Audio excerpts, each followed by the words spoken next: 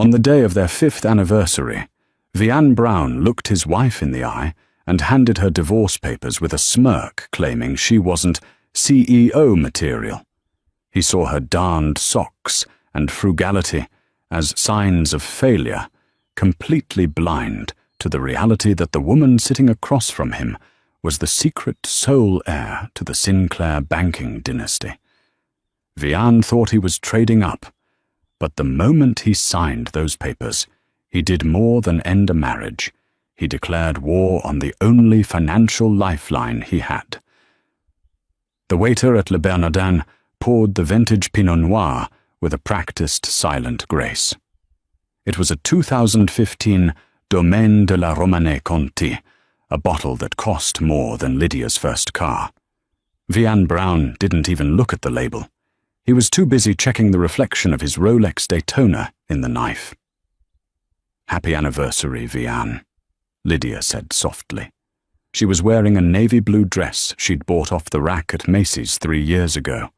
It was modest, clean, and entirely unremarkable, just like Lydia.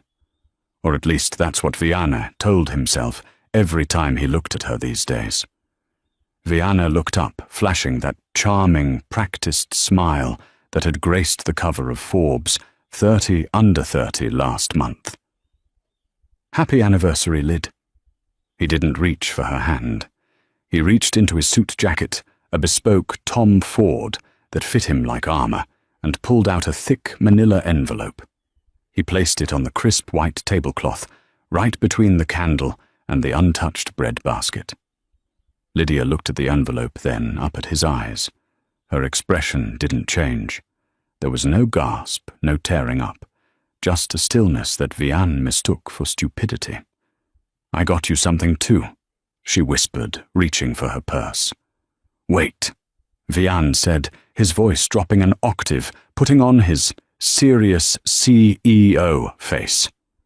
"Open mine first. Please, it's important." Lydia hesitated, her hand hovering over her battered leather tote. Slowly she picked up the envelope. She slid a manicured finger under the flap and pulled out the document. "Petition for dissolution of marriage." The bold letters seemed to scream in the quiet restaurant. "I know this is hard." Vianne started his rehearsed speech, flowing instantly. "But look at us, Lydia. We're in different worlds now. When we met, I was coding in a garage. Now Brown Tech is about to go public. I have galas to attend investors in Silicon Valley partners in Tokyo. You like your book clubs and your gardening." He took a sip of the expensive wine, gaining confidence. "Jessica, my VP of marketing, she gets it. She understands the pressure. Honestly, Lydia, I'm doing this for you. You're drowning in my world. I want to set you free." Lydia read the first page. She didn't scream. She didn't throw the wine in his face.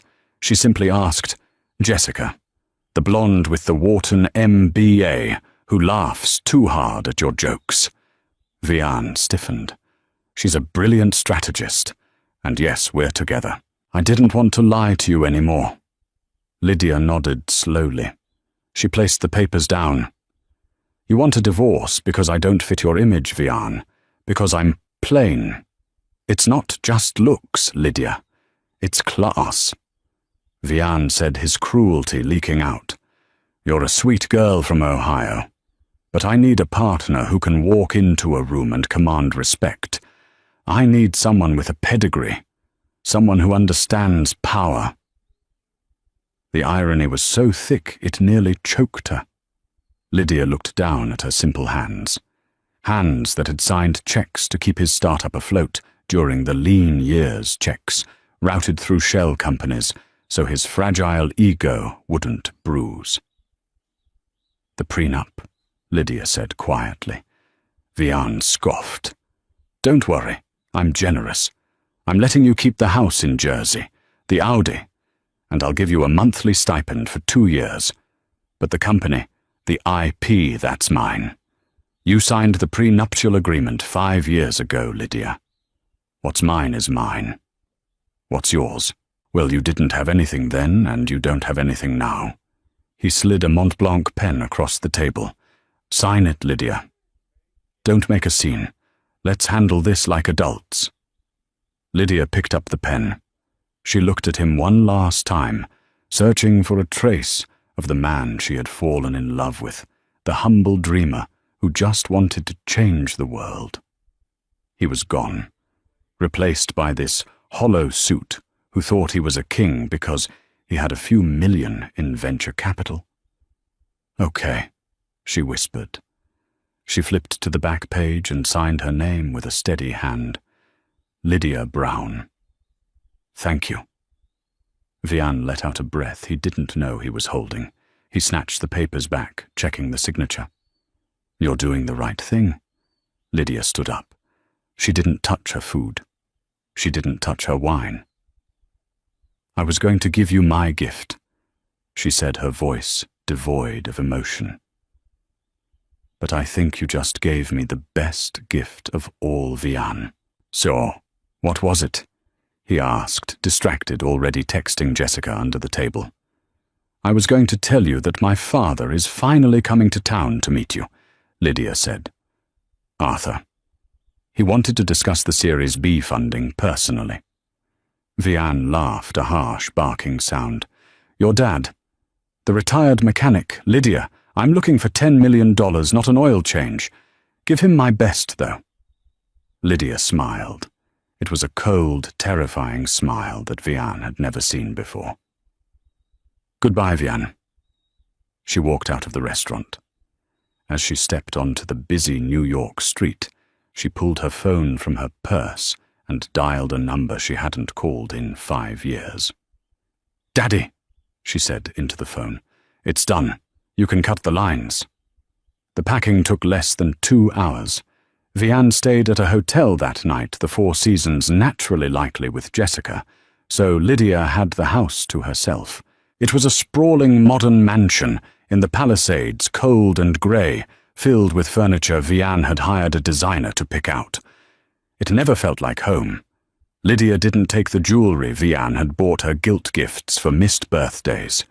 She didn't take the designer clothes he forced her to wear to galas. She packed her old jeans, her worn-out college hoodies, the locket her mother gave her before she passed, and most importantly, a small fireproof safe from the back of her closet. She opened the safe. Inside wasn't cash or diamonds. It was a stack of documents, birth certificates, trust fund deeds, and a passport bearing her real name, Lydia Sinclair. She sat on the edge of the bed and looked at the prenup copy Vian had left on the nightstand. He was so proud of that document.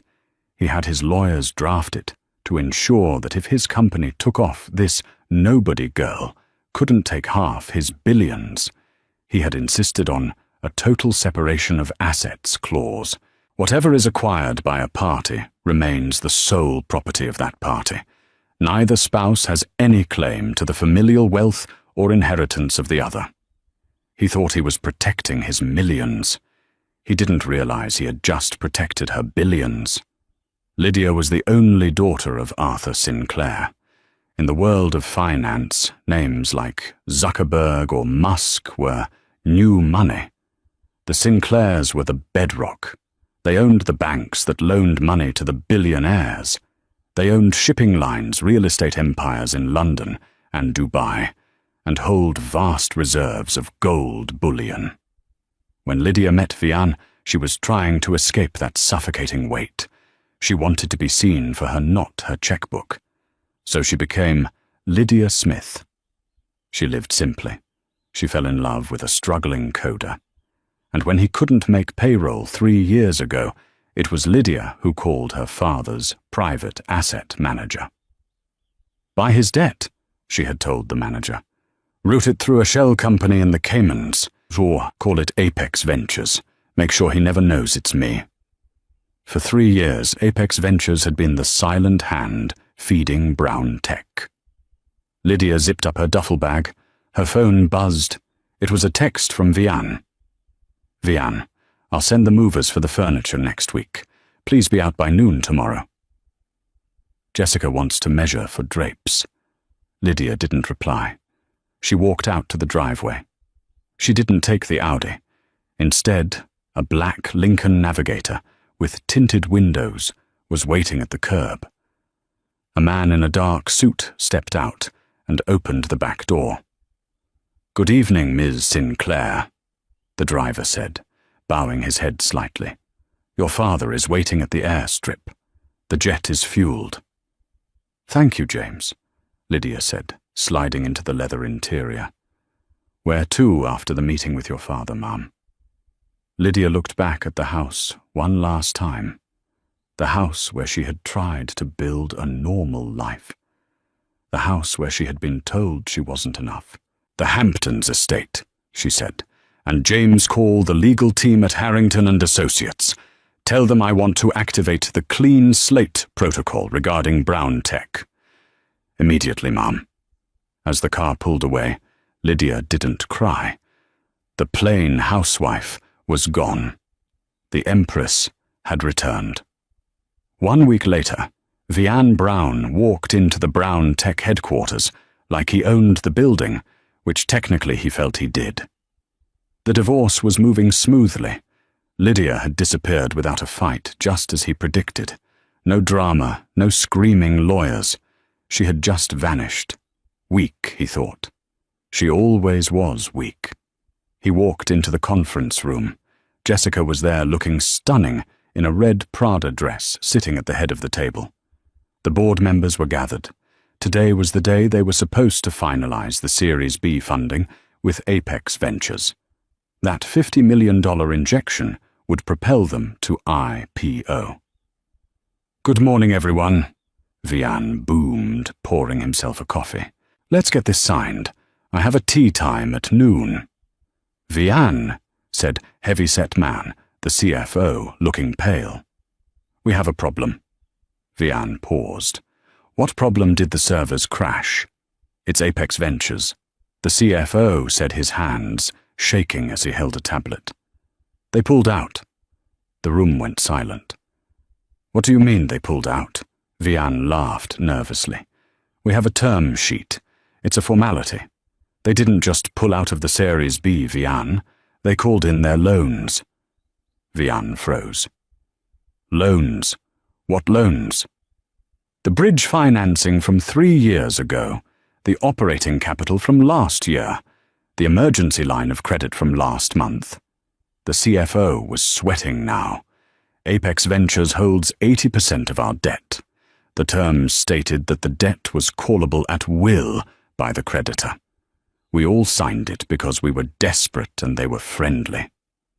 "They can't call it all at once." Vian slammed his fist on the table. "That's $20 million. We don't have that cash on hand." "They gave us a deadline," Jessica interjected, her voice sharp, her eyes glued to her laptop. 24 hours, Vian, or they file for insolvency and seize the assets, the IP, the code, everything." "Get them on the phone," Vian screamed. "Who is the contact? Get Smith on the phone." "I tried," Jessica said, looking up. The admiration that was usually in her eyes was replaced by fear. "The number for Apex Ventures is disconnected. All inquiries are being routed to a law firm." "Which firm?" "Harrington and Associates," the CFO whispered.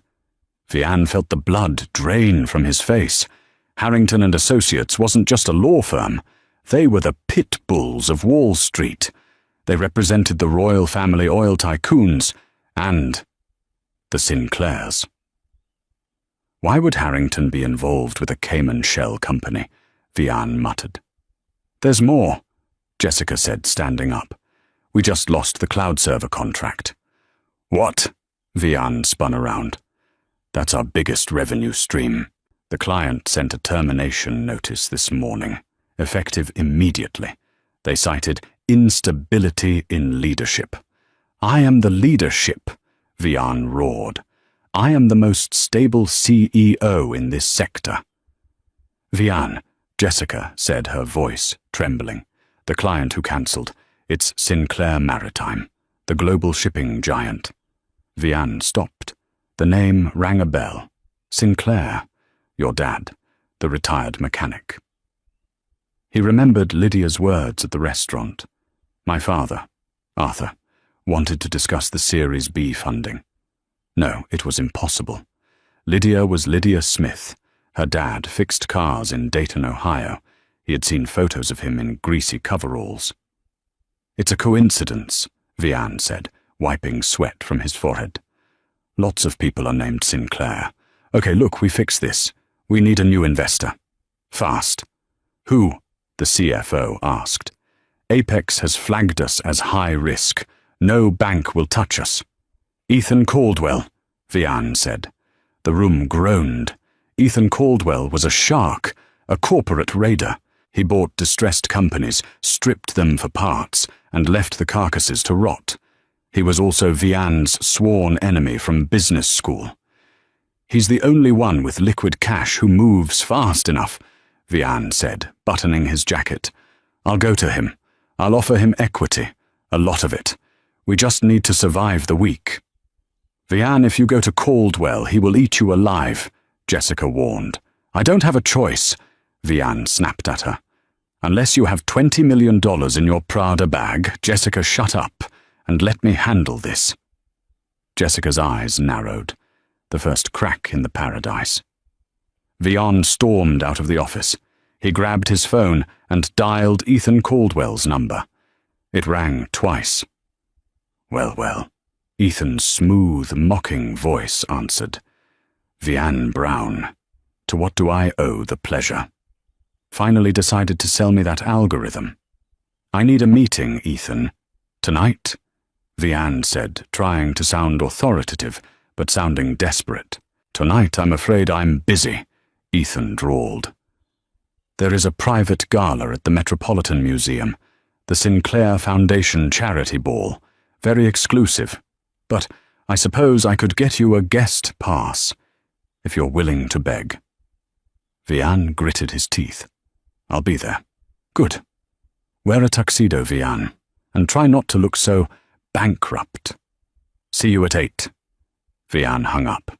He hailed a cab, his mind racing. He had to charm Ethan. He had to secure the money. He didn't know that he was walking into a lion's den.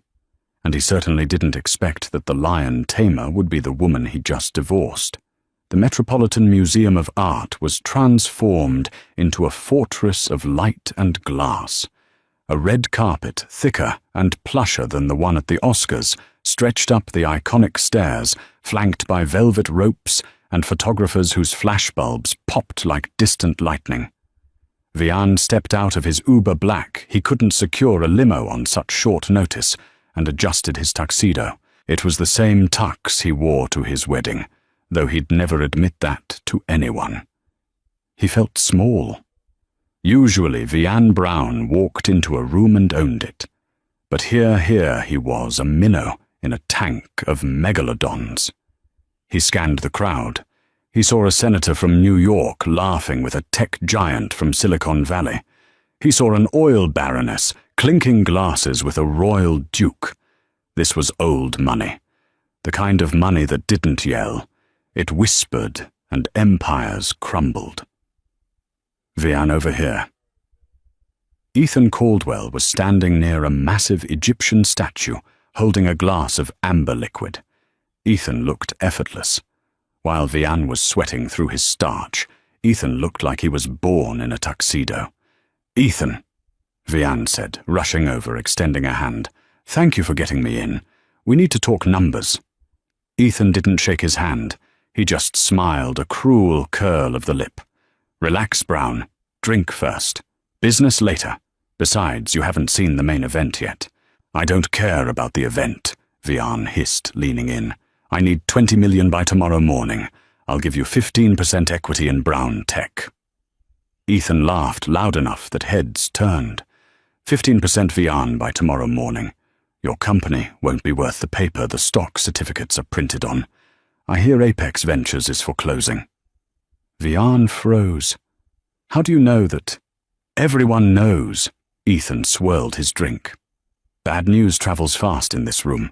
You're radioactive, my friend. But I might be persuaded to buy your debt for 60% equity and full board control. 60%. That's robbery, Vian choked. That's mercy, Ethan countered. Take it or leave it. But hush now. The hosts are arriving. The lights in the great hall dimmed. A hush fell over the hundreds of guests. A spotlight hit the top of the grand staircase. Ladies and gentlemen, a voice boomed over the speakers. Please welcome the chairman of the Sinclair Group, Mr. Arthur Sinclair, and his daughter, the director of the foundation, Ms. Lydia Sinclair. Vian rolled his eyes. Sinclair again. Who cares about? His voice died in his throat. At the top of the stairs stood an older man, with silver hair and a jawline like granite, wearing a tuxedo that probably cost more than Vian's house. But Vian didn't look at him. He looked at the woman on his arm. It was Lydia. But it wasn't his Lydia. It wasn't the woman in the sensible sweaters and the messy bun. This woman was a vision. She wore a gown of shimmering emerald silk that hugged every curve, dripping with diamonds that caught the spotlight and threw rainbows across the room. Her hair was a cascading wave of gold, her posture, regal, her face, painted with a confidence that Vian had never seen. She didn't look down at her feet. She looked out at the crowd like she owned them. That's Lydia, Vian whispered, his brain misfiring. That's my wife. Ethan Caldwell leaned in his breath, smelling of expensive scotch. Correction, Vian. That's your ex-wife. And that is Lydia Sinclair, the sole heir to the Sinclair banking fortune. Did you really not know? Vian felt the room spin. The Sinclair from the bank documents. The Sinclair from the shipping company that just cancelled his contract. Lydia. She said her dad was a mechanic. Vian stammered, his legs feeling like jelly. He likes to restore vintage Ferraris. Ethan chuckled. It's a hobby. He spends his weekends in Greece, but during the week he moves nations. Vian watched as Lydia descended the stairs. The crowd parted for her like the Red Sea. Billionaires bowed their heads. Celebrities reached out just to touch her hand. She moved with a grace that was terrifying. She reached the bottom of the stairs and stopped scanning the room. Her eyes locked onto Vian's. For a second, the room disappeared. It was just the two of them. Vian expected her to look away, to be embarrassed, or perhaps sad. Instead, she smiled. It wasn't a warm smile. It was the smile of a predator recognizing wounded prey. She whispered something to her father, and Arthur Sinclair's gaze snapped to Vian. The older man's eyes were cold enough to freeze hell. Oh, God, Vian whispered. Go say hello. Ethan pushed him forward. It's rude to ignore family. Vian stumbled forward, propelled by a mix of shock and a desperate, frantic need to salvage the situation. His brain was running a mile a minute, rewriting history. She's rich. She's powerful. I can fix this. We're not technically divorced yet. The papers. Did the judge sign them? He pushed through a group of Japanese investors, ignoring their annoyed glares, and planted himself right in Lydia's path. Lydia. He called out, his voice cracking slightly. The music seemed to stop. The circle of elites surrounding her fell silent, sensing blood in the water. Lydia turned slowly. Up close, she was breathtaking and intimidating. The necklace she wore, a cascade of sapphires, was likely worth more than the Series B funding he was begging for. Vian, she said. Her voice was cool, smooth, stripped of the warmth she used to reserve for him. I didn't expect to see you here. This is a charity event. Usually you only attend things that benefit you. Lydia, what is this? Vian gestured wildly at her dress, the room her father. You. Why didn't you tell me? Tell you what? She asked innocently.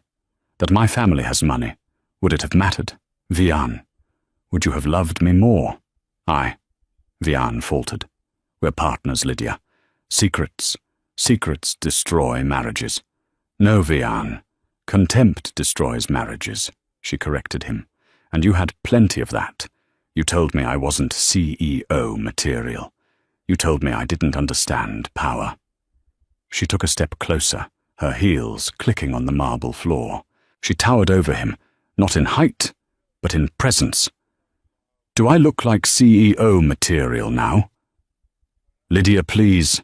Vian lowered his voice, trying to deploy his famous charm. He reached for her hand, but a large, heavy hand clamped onto his shoulder, stopping him dead.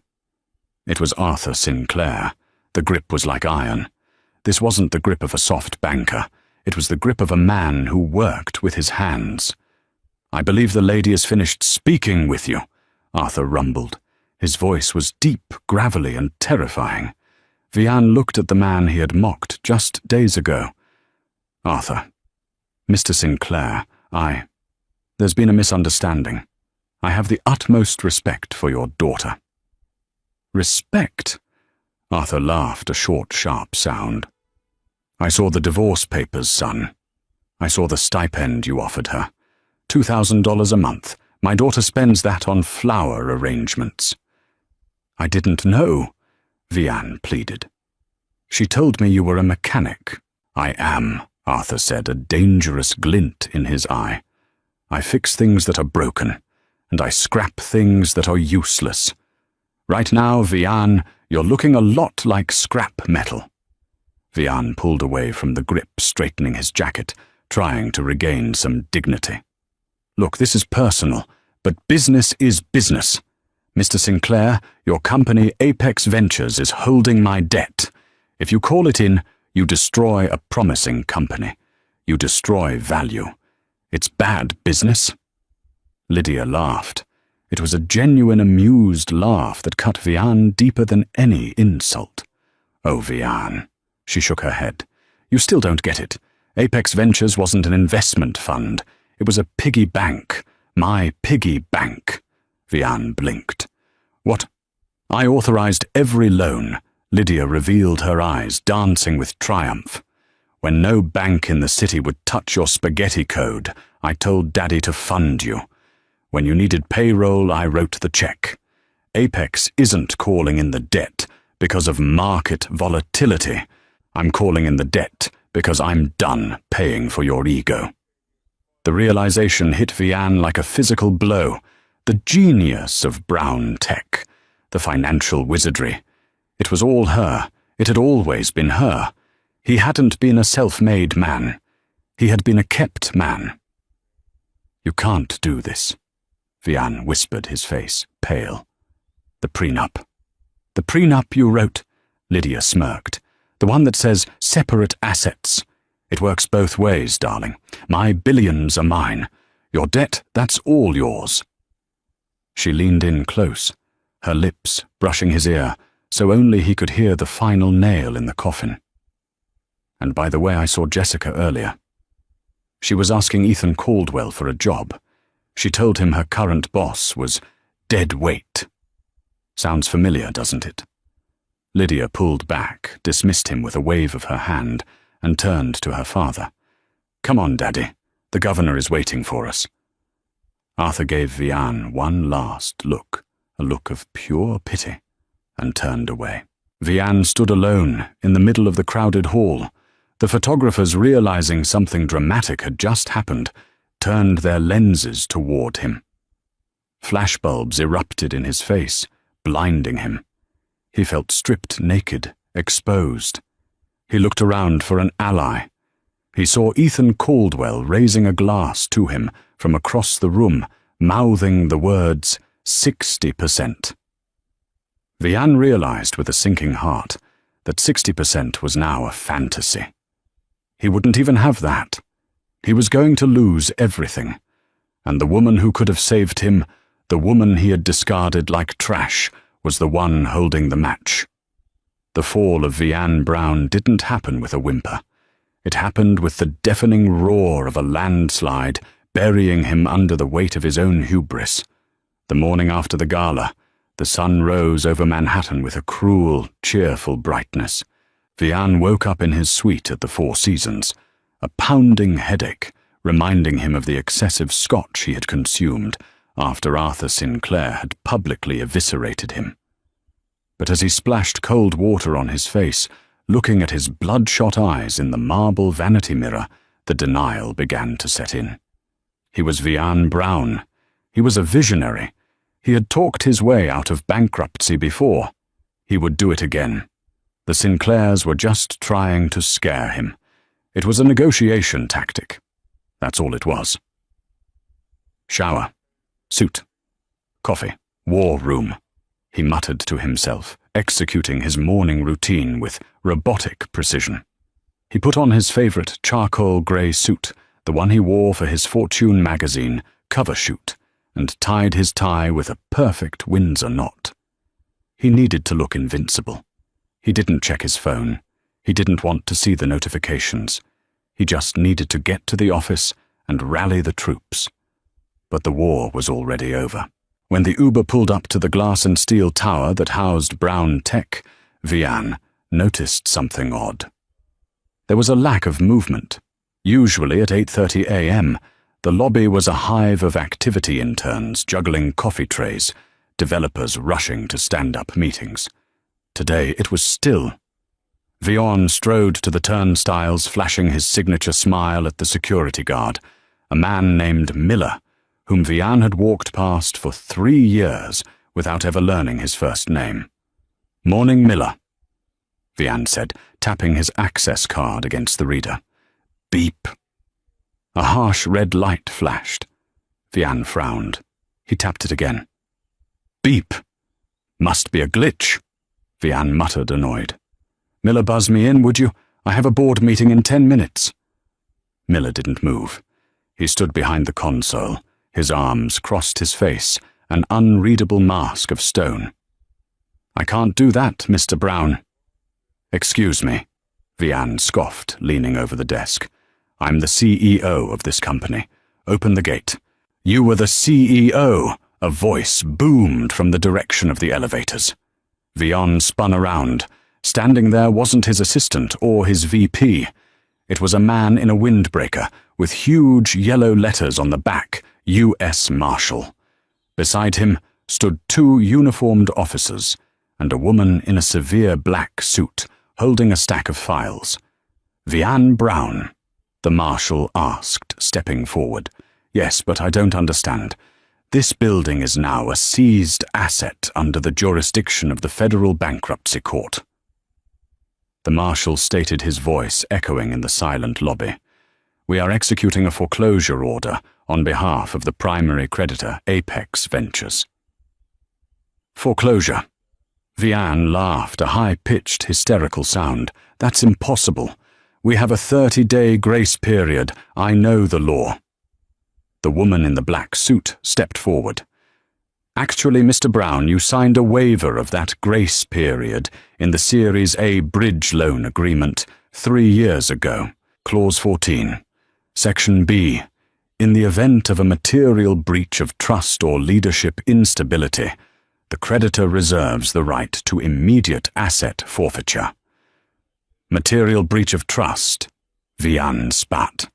"I haven't breached anything. The board voted at 6:00 a.m., the woman said calmly. "They removed you for gross negligence. You're trespassing, Mr. Brown. You need to leave the premises immediately." Vian looked around. A small crowd of his employees had gathered on the mezzanine level looking down. He expected to see outrage. He expected them to rush down and defend their leader. Instead, he saw relief. He saw whispers. He saw a developer he had screamed at last week, taking a photo with his phone. They weren't mourning him. They were watching the show. "I need to get my things," Vian stammered, his bravado crumbling. "My laptop, my files, the photo of my mother on my desk. Personal effects will be boxed and mailed to your last known address," the Marshal said, placing a hand on his holster. "Please, sir, don't make us escort you out." Vian backed away, his hands trembling. He turned and stumbled through the revolving doors, the heat of the city hitting him like a physical blow. He needed Jessica. Jessica was the fixer. Jessica knew where the backup accounts were. Jessica would know how to spin this. He pulled out his phone, his fingers fumbling over the screen. He dialed her number. The number you have reached is no longer in service. He froze. He tried the office line. Dead. He opened his email app to send her an urgent message. Login failed. Account disabled. Panic, cold and sharp, pierced his chest. He looked up and saw a moving truck parked at the side entrance. It wasn't loading equipment out. It was loading files in. And standing by the loading dock directing the movers was Jessica. She looked different. The nervous energy she usually carried around him was gone. She stood tall, holding a tablet, checking off inventory with a ruthlessness he recognized because he had taught it to her. "Jessica!" Vian screamed, sprinting down the sidewalk, ignoring the traffic signals. Horns blared as he dodged a taxi. "Jessica!" She turned. She saw him running towards her, disheveled and frantic. She didn't flinch. She simply held up a hand to signal the movers to pause. "Vian," she said. Her tone was conversational, as if they were discussing lunch orders. "Jessica, what is going on?" Vian grabbed her arm. "They locked me out. The marshals are there. We need to activate the Cayman accounts. We need to—" She gently but firmly removed his hand from her arm. "There are no Cayman accounts, Vian. Lydia liquidated them an hour ago. She owned the shell companies, remember?" But you—" Vian gasped for air. "We need to fix this. You and me. We can start over. I have the IP in my head." Jessica looked at him with a gaze so pitying it burned. "Vian, I just signed a contract with Caldwell Holdings. Ethan hired me as his new VP of Operations. My first task is to oversee the acquisition of Brown Tech's assets for pennies on the dollar." Vian reeled back. You went to Ethan. You traitor, after everything I did for you. What did you do for me?" "Vian." Jessica stepped closer, her voice dropping to a hiss. "You took credit for my strategies. You made me lie to investors. You made me create a fake persona to trick your wife. And yesterday, when the ship started sinking, you didn't try to save the crew. You ran to the gala to save yourself. I did it for us." "There was never an us," she said coldly. "There was just you and the people you used. I'm done being used. Oh, and Vian." She reached into her bag and pulled out a small white envelope. "This was left for you at the front desk. I figured I'd save the postage." She shoved the envelope into his chest. "Goodbye, Vian. Try not to make a scene. It's bad for the brand." She turned her back on him and walked into the building, his building leaving him standing in the exhaust fumes of the truck. Vian tore open the envelope. It was a letter from his bank. Notice of insufficient funds. He checked his banking app. He stared at the screen, unable to comprehend the numbers. Checking minus $4,200. Overdraft savings, $0. Investment portfolio frozen by court order.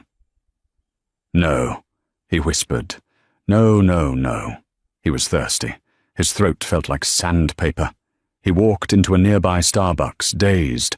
He ordered a black coffee, his hand shaking as he tapped his platinum credit card against the reader. Declined. "Try it again," he snapped at the barista. "I tried it twice, sir. It says, card reported lost or stolen." "It's not stolen. I'm standing right here," Vian yelled, slamming his hand on the counter.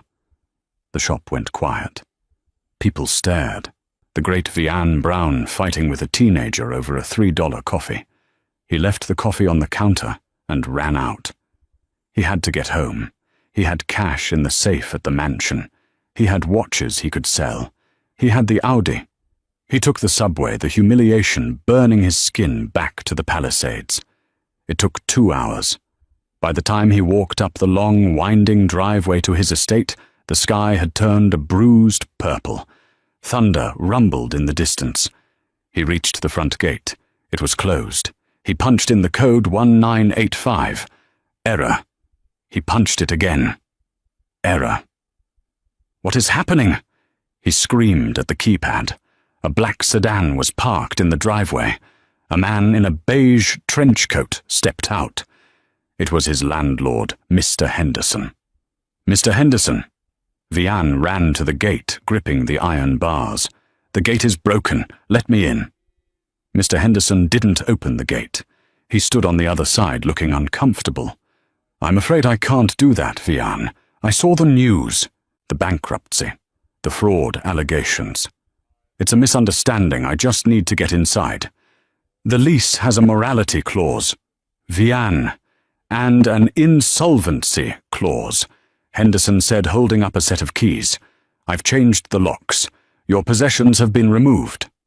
Vian looked past him. On the manicured lawn, sitting in the rain that had just begun to fall, were garbage bags. Black plastic garbage bags.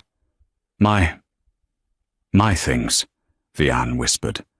We packed the clothes. The furniture stays. It was a furnished rental, remember? Henderson sighed. I'm sorry, son, but I can't have the feds seizing my property because of your debts. You need to go. Where am I supposed to go? Vian's voice broke. I have nowhere. That's not my problem, Henderson said, turning around and walking back to the house. The rain began to pour. It soaked through Vian's charcoal suit. It plastered his hair to his skull. He climbed over the fence, tearing his trousers, and ran to the bags. He ripped one open. Inside were his Italian loafers thrown in with his dirty gym socks. He fell to his knees in the mud. The grandeur of his life, the penthouse, the company, the reputation, had been reduced to 4 garbage bags on a wet lawn in New Jersey. He had one option left. One Hail Mary. He dug his phone out of his pocket. The screen was cracked, but it still worked. He scrolled to the contact he had deleted 2 days ago, then restored in a moment of weakness. Lydia. She would help him. She had to. She was the one who darned his socks. She was the one who made him soup when he had the flu. Beneath the diamonds and the Sinclair name, she was still Lydia. She had a heart. He just needed to remind her. He dialed. Ring. Ring. His heart hammered against his ribs. Ring. Hello. The voice was crisp male and terrifyingly professional. Vian froze. Lydia is Lydia there? This is Charles Harrington, Senior Counsel for Ms. Lydia Sinclair, the voice replied. To whom am I speaking? This is her husband, Vian shouted over the sound of the rain. Put her on the phone. I need to talk to my wife. Mr. Brown. The lawyer's voice was dry like old parchment. Ms. Sinclair is unavailable. She is currently en route to Paris for the G7 summit. She gave strict instructions that any communication from you be directed to my office. I don't want a lawyer. I want Lydia. Tell her I'm sorry. Vian was sobbing now, the tears mixing with the rain. Tell her I made a mistake. Tell her I love her. I have nothing. Do you hear me? I'm on the street. She can't do this to me. Mr. Brown. Harrington interrupted his tone, devoid of any sympathy. Ms. Sinclair anticipated this call. She asked me to relay a message, should you reach out. Vian gripped the phone so hard his knuckles turned white. What is it does she want to meet? She asked me to remind you of the conversation you had at Le Bernardin, Harrington said slowly. You explicitly stated that you needed a partner who understood power. Vian closed his eyes, the memory of his own arrogance flashing before him like a nightmare. Yes, Vian whispered. Ms. Sinclair hopes that you are finally learning what true power feels like. It is not a title, Mr. Brown. It is the ability to shape reality. She has shaped hers, and now she has shaped yours. Please, Vian begged. Do not call this number again. The divorce decree will be finalized on Monday. The terms of the prenuptial agreement regarding the separation of assets, the agreement you insisted upon, will be strictly enforced. Good day, Mr. Brown." Click. The line went dead.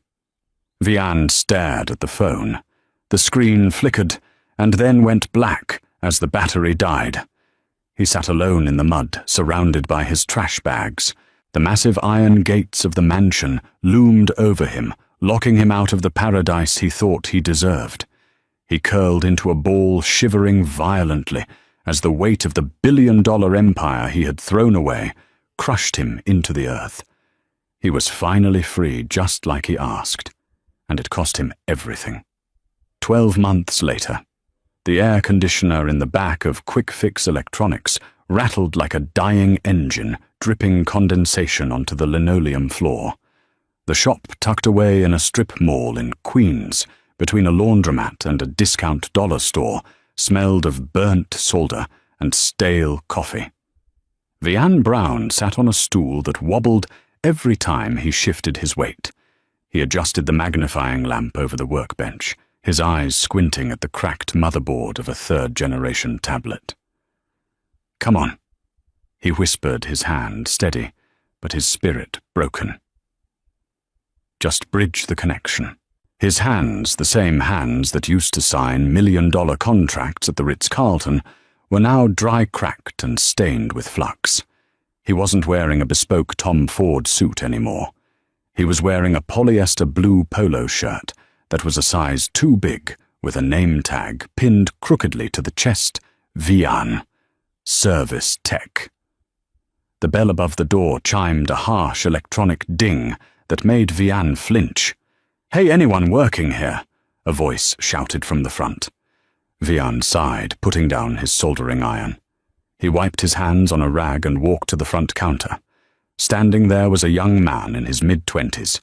He was wearing a fitted navy suit, a shiny watch that looked expensive, but was probably a knockoff, and he was tapping his foot impatiently. He was holding a laptop like it was a piece of trash he wanted to be rid of. "Welcome to Quick Fix," Vian said, his voice flat. "How can I help you?" "I need this screen replaced. Yesterday." The young man snapped, tossing the laptop onto the glass counter. "And don't give me the 3 to 5 business days crap. I have a pitch meeting with investors in 2 hours. I need it done now." Vian looked at the kid. He saw the arrogance in the set of his jaw. He saw the way he looked past Vian, as if the person behind the counter was just a piece of furniture. It was like looking in a time mirror. This was Vian 5 years ago. "I can do an expedited service," Vian said quietly, "but there's a $50 rush fee." $50, the kid scoffed. "Do you know who I am? I'm the founder of Streamline. We're disrupting the logistics sector. I shouldn't be paying rush fees to a strip mall repair shop." Vian felt a flicker of the old anger, the old ego trying to ignite. He wanted to tell this kid that he had lost more money in a single afternoon than Streamline would ever make. He wanted to scream that he used to own the building this kid probably rented an office in. But he didn't. He couldn't afford to get fired. His rent for the basement studio apartment was due on Friday. "It's store policy, sir," Vian said, lowering his head. $50. The kid rolled his eyes and slapped a credit card on the counter. "Fine, just hurry up and get me a coffee while you're at it. Black." "We don't sell coffee, sir." "Ugh, useless." The kid turned away, pulling out his phone to scream at someone on a call. Vian took the laptop to the back. As he worked, replacing the screen with practiced mechanical movements, his eyes drifted to the small, dust-covered television mounted in the corner of the workshop. It was usually tuned to sports, but today the shop owner had left it on the Global News Network. The breaking news banner flashed in urgent red live from Geneva UN Global Summit. And now, the news anchor's voice cut through the static. We go live to the keynote address from the year's most influential business figure. She has single-handedly restructured the global banking approach to sustainable energy. Please welcome the CEO of the Sinclair Group, Lydia Sinclair. Vian froze. The screwdriver slipped from his fingers and clattered onto the desk. He walked toward the TV like a moth to a flame. There she was. Lydia. She looked magnificent. She was standing at a podium emblazoned with the United Nations crest. She wore a white suit that radiated power, cut sharp and clean. Her hair, which she used to wear in a messy bun while she gardened, was now styled in elegant waves. But it was her eyes that stopped Vian's heart. They were clear, fierce, and undeniably happy. She wasn't just surviving. She was thriving on a level he had never even comprehended. We cannot build a future on debt and ego. Lydia spoke into the microphone, her voice steady and commanding. True value comes from stability, from patience, from nurturing what is real rather than chasing what is shiny. The camera panned out to show the audience. World leaders, tech billionaires, royalty. They were all leaning forward, listening to her. Listening to the woman Vian had told was not CEO material. She's amazing, isn't she? Vian jumped. He hadn't realized his boss, an older man named Sal, had come up behind him. Yeah, Vian whispered, his throat tight. She is. They say she's going to be the first trillionaire who gives it all away. Sal chewed on his toothpick. And see that guy next to her, the tall one? Vian looked. Standing just behind Lydia, applauding as she finished her speech, was a man. He was tall, with broad shoulders, and a kind, intelligent face. He wasn't wearing a flashy suit. He looked like a professor. That's Dr. Aris Thorne, Sal said. Nobel Prize winner. Physicist. I read in the paper they just got engaged. He looks at her like she hung the moon, doesn't he? Vian watched as Lydia stepped back from the podium. Dr. Thorne reached out, and she took his hand. It wasn't a showy public display of ownership. It was a gentle, reassuring clasp. He whispered something in her ear, and Lydia threw her head back and laughed, a genuine, joyous sound that Vian realized with a sickening jolt he had never made her do. He had bought her jewelry, he had bought her cars, but he had never made her laugh like that. Hey, tech guy, is my laptop done? The shout from the front counter broke the spell. Vian looked back at the TV one last time. Lydia was waving to the crowd, the diamond on her finger, catching the light, not a gaudy rock like the one he had given her to show off his wealth, but something elegant, timeless. Yeah, Vian muttered. It's done. He walked back to the front and slid the laptop across the counter. The young entrepreneur grabbed it, checked the screen, and grunted. About time. He pulled 2 crumpled dollar bills from his pocket and tossed them at Vian. Here, for your trouble. Buy yourself a clue. The kid stormed out, the bell chiming cheerfully behind him. Vian stood alone in the silence of the shop. He looked down at the $2. It wasn't even enough for a subway fare. He looked at his reflection in the glass counter. The lines around his eyes were deeper. His hair was thinning. He looked tired. He looked exactly like what he was, a man who had held the world in his hands and dropped it because he wanted to see if it would bounce. It didn't bounce. It shattered. He picked up the $2 and put them in the tip jar. Then he picked up his rag and started wiping the counter, scrubbing away the fingerprints of the man he used to be. On the TV, the applause for Lydia Sinclair was still going. It sounded like rain. Happy anniversary, Lydia, Vian whispered to the empty room. Damn. That hits hard, doesn't it? Vian Brown spent his whole life climbing the ladder only to realize he had placed it against the wrong wall. He threw away a diamond because he was too busy looking for glitter. He wanted a wife who understood power, and ironically, he got exactly what he asked for. She used her power to show him his place. This story isn't just about money or divorce, it's about value. It's about recognizing the people in your life who support you before they're gone. Vian learned the hard way that the grass isn't greener on the other side. It's greener where you water it. And he let his garden die. What do you think? Did Vian deserve that level of punishment? Or was Lydia too harsh? I want to hear your take. Drop a comment below. I read the first 500 comments. If you enjoyed this roller coaster of karma and revenge, please smash that like button, share this video with a friend who loves drama, and hit subscribe with the notification bell on. I've got an even crazier story coming next week about a cheating husband and a winning lottery ticket that you do not want to miss. Thanks for watching, and remember, treat people right, or you might just end up fixing their laptops.